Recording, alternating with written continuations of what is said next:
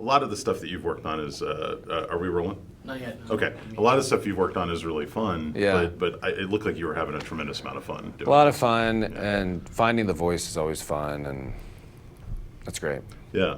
It's And great. when you've got that cast, Come on, yeah. Which I never meet. I mean, during presses when we meet each other. Yeah. Like.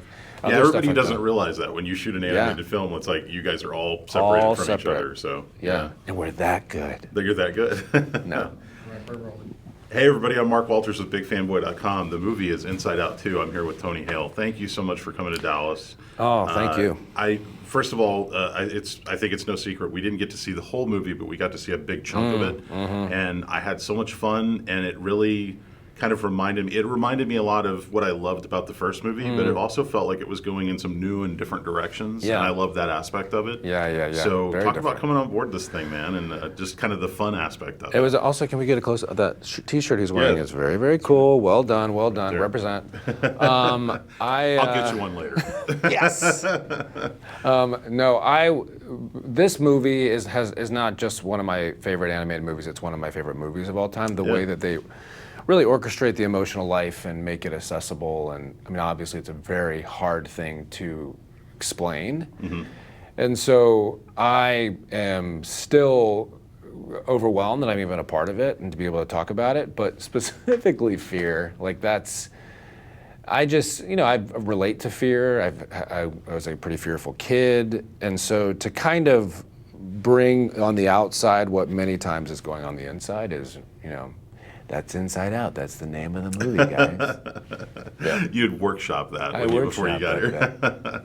We were just saying a minute ago, like working with this cast, it's so cool, but at the same time, you guys don't really get to interact much. Yeah. What was it like for you after it was all over and then getting a chance to kind of meet them out there when you're doing press and things like that? Yeah, we haven't really. I've known Amy for a really long time, and then I'm looking at the characters. I know Paul Walter Hauser, who does Embarrassment, but everybody else, and Io, I've worked with her, but everybody else I haven't really met. Yeah. So it becomes this kind of like, oh, hi, we're in the same movie kind of a thing. So I think this weekend is when we're gonna be doing like a little more press, so I'll meet them all. How much of this is on the page, and how much of this do they kind of allow you to kind of feel it out and figure out how you want to play it? There's a lot of freedom. I mean, obviously the framework they give you is such a fun playground, and then just if you have ideas, it's always open. Like let's try it, and it's a real. And at Pixar, many times when you do voiceover, there's a piece of glass separating you from the other people, and everything goes quiet, and you're like, what are they saying? At Pixar, you're all in the same room, so it's a really collaborative effort, which I really appreciate. Yeah. And then do you get to see any kind of visualization? Like, do they have storyboards? How do you get to see what the scene is going to be like when you're voicing it? You really don't. I mean, don't? you like, I knew what fear obviously looked like because of the first movie, but like when I did Toy Story, I really didn't know, and they were still creating Forky as to what that was going to look like. So you kind of have a little bit of an idea, and then the more you do it, they then kind of morph some of their Forky's mannerisms off what you're kind of bringing to the table. And that's really exciting to see. Like, I've seen the movie, and to see something that maybe I brought to the table, they adjusted in his physicality. Yeah. That's exciting. Yeah, they're playing off of what you found in that voice. Yeah. That's great. When you see movies like this, because we get a lot of these kind of animated films that come out that seem to come and go, but what I love about Inside Out is that it's a movie that really does make you think, and it really gets into some kind of heavy stuff that I think everybody can relate to, whether you're a kid or an adult. Totally. Everybody's kind of gone through that. Totally. What is the thing you want people to sort of take away most from this movie? Yeah, I would say that I think I can only speak for myself. Most of my life, there's been kind of a not wanting to feel certain things and not wanting to not give them attention. And when you realize, a big message of this movie is these emotions are really trying to help, and they're for you.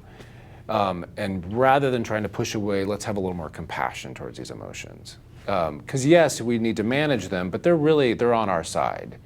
And so that is something I never learned as a kid. Yeah. Even as a later an adult. Yeah, don't be afraid of your own emotions. Yeah, and they come and go. Like they're not. Each one of these is not who she is or who I am. they're different parts, and they kind of come and go. It doesn't like I'm not fully identified by envy, even though I might have a jealous feeling. It's that kind of a thing. And I love the idea of not suppressing your emotions. It's important to embrace Totally. them, even if they embarrass you. Totally. And how genius that they put them in a bottle. Yeah. It's just like stuff like that is so smart. Yeah, don't bottle it up. Yeah. Yeah. Is it safe to say that you are now officially 100% in the Pixar family? Have they talked to you about other projects? Well, I haven't done the initiation, but I can't wait. Yeah. It was the thing is, anytime Pixar calls, you're just like, yeah. Yeah. I get really stoked to be able to go to the headquarters because it really is just like a big playground. It's pretty awesome. Yeah. I know you probably can't tell us anything about it. There are rumors about Toy Story 5. Oh yeah. Is it possible we'll see a return of Forky? It's so funny. It's so funny because like I've always been the guy ever since Arrested Development where I will find out things in interviews or somebody will tell me that they say online or something. I'm always the last person. And actually, even in Toy Story, I remember I was so worried that I was going to be replaced, and it wasn't until I heard my voice in the trailer that I was like, "Oh, I think they kept me. I think they liked me." So I'll find out when you find out. Well, I'm excited for people to see you in this, and I can't wait to see what you have next. Thanks, and, man. Tony, it's been great following your career. Oh, thanks. Congratulations, man. It's a Thank really you. fun film. I appreciate that. Thanks, man. Oh, you're so great, man. Thank you. Yeah, that was great.